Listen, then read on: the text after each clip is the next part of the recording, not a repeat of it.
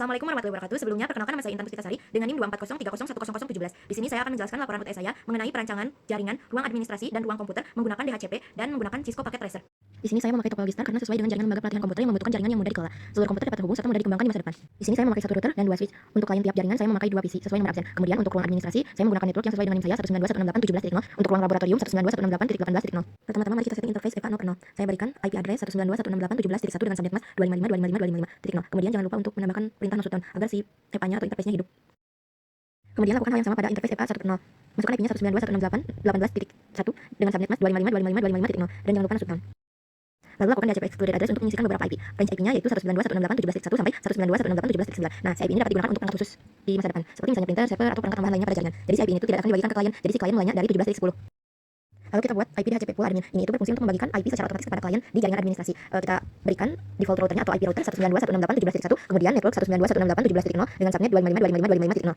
Lakukan hal yang sama pada jaringan laboratorium yaitu konfigurasi DHCP excluded address dengan range 192.168.18.1 sampai 192.168.18.9.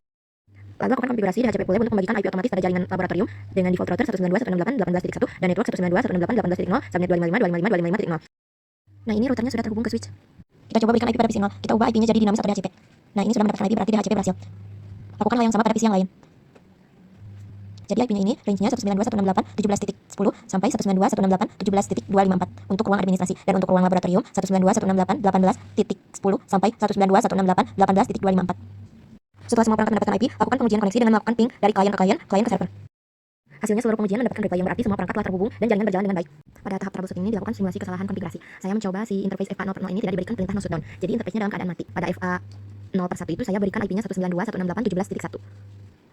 Untuk DHCP saya setting seperti sebelumnya. Mari kita coba berikan IP pada kliennya. Nah, karena FA 0.0 ini tidak diberikan perintah no shutdown, jadi interface dalam keadaan mati. Kemudian jaringan administrasi gagal mendapatkan IP karena tidak terhubung ke router.